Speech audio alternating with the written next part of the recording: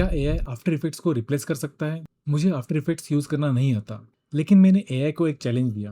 क्या बिना after effects use किए मैं नेटफ्लिक्स जैसा सिनेमैटिक लोगो एनिमेशन बना सकता हूँ?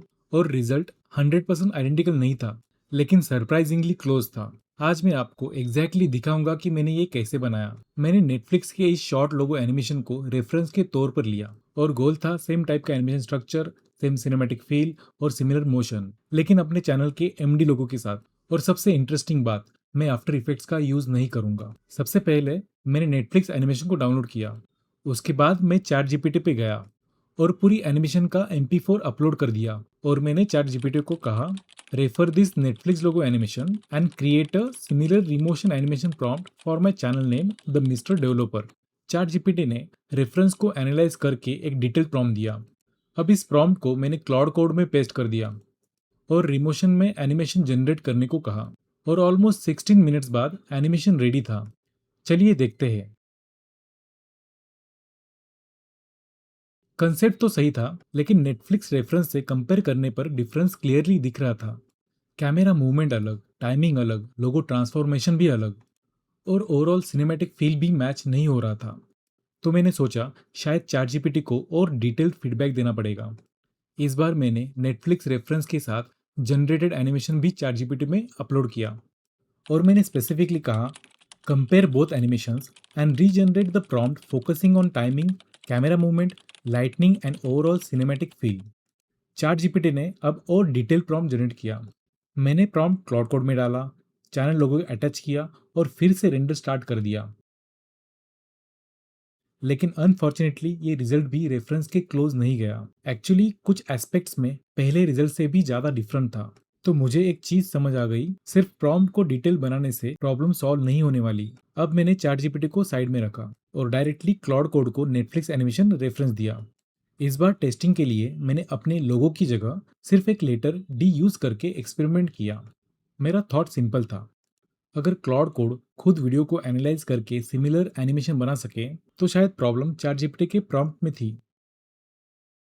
लेकिन यहाँ भी रिजल्ट परफेक्ट नहीं था, उल्टा सबसे अलग ही था। और यही मुझे लगा, प्रॉब्लम प्रॉम्प्ट में नहीं है, प्रॉब्लम रेफरेंस को अंडरस्टैंड करने में है। फिर मैंने सोचा, एआई को हम एक 4 सेकंड वीडियो दे रहे हैं, लेकिन एआई को एक्चुअली रिक्रिएट क्या करना है? हर सिंगल फ्रेम में होने वाली मूवमेंट, लोगों की position, scale, rotation, lightning, motion और टाइमिंग। तो मैंने डिसाइड किया, एआई को वीडियो नहीं, वीडियो के इंडिविजुअल फ्रेम्स देते हैं। ये रेफरेंस अप्रोक्सीमेटली 4 सेकंड्स का है और 24 FPS पर है, मतलब टोटल 96 फ्रेम्स। अब अगर मैं हर फ्रेम एआई को रेफरेंस के तौर पर दे दूं, तो एआई को एनिमेशन का frame by frame structure clearly मिल जाएगा।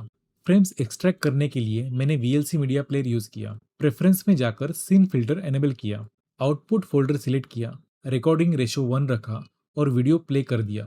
और कुछ ही सेकेंड्स में हमारे पास रेफरेंस के सारे फ्रेम्स रेडी थे। अब ये सिर्फ 96 इमेजेस नहीं थी, ये पूरी एनिमेशन का ब्लूप्रिंट था, स्टार्टिंग लोगो से लेकर transformation, vertical lines, coloured streaks और फाइनल कोलैप्स तक। हर movement frame by frame visible थी। अब मैंने क्लाउड कोड को एक फाइनल डिटेल्ड प्रॉम्प्ट दिया और रेफरेंस के तौर पर पूरा 96 फ्रेम्स का सीक्वेंस प्रोवाइड किया। और इस टाइम MD लोगो की जगह खाली MD लेटर दिया। अब क्लाउड कोड के पास 3 इंपॉर्टेंट चीजें थी, रेफरेंस फ्रेम्स, एनिमेशन इंस्ट्रक्शंस और मेरा एक्चुअल लोगो। अब देखते हैं इस बार रिजल्ट कितना क्लोज आता है। अब क्लाउड कोड ने फ्रेम सीक्वेंस को एनालाइज करके एनिमेशन स्ट्रक्चर रिक्रिएट करना स्टार्ट कर दिया है और फाइनली एनिमेशन रेडी हो चुका है। अब सबसे इंपॉर्टेंट पार्ट, नेटफ्लिक्स रेफरेंस और मेरे MD एनिमेशन को साइड बाय साइड देखते हैं।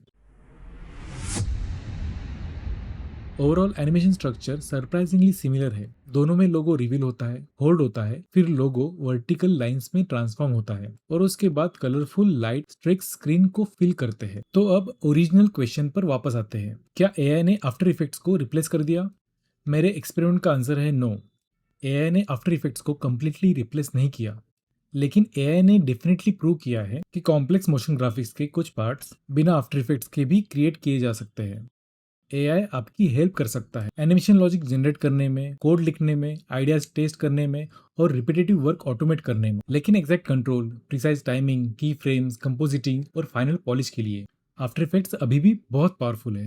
तो मेरी फाइनल कंक्लूजन सिंपल है, एआई ने आफ्टर इफेक्ट्स को रिप्लेस नहीं किया, लेकिन एआई ने आफ्टर इफेक्ट्स के वर्कफ्लो को डेफिनेटली चैलेंज करना स्टार्ट कर दिया है। और सबसे इंटरेस्टिंग पार्ट, मैंने इस पूरे एक्सपेरिमेंट में आफ्टर इफेक्ट्स का एक भी टूल यूज नहीं किया, सिर्फ चैट जीपीटी, क्लाउड कोड, रिमोशन और 96 रेफरेंस फ्रेम्स। अगर आप चाहते हो कि मैं नेक्स्ट वीडियो में एआई से एक completely original Hollywood style animation scratch से बनाऊं, तो कमेंट में एआई लिख दो। और अगर आपको एआई, कोडिंग और ऑटोमेशन के ऐसे एक्सपेरिमेंट्स पसंद है, तो इस चैनल द मिस्टर डेवलपर को सब्सक्राइब करना मत भूलना। मिलते हैं नेक्स्ट वीडियो में।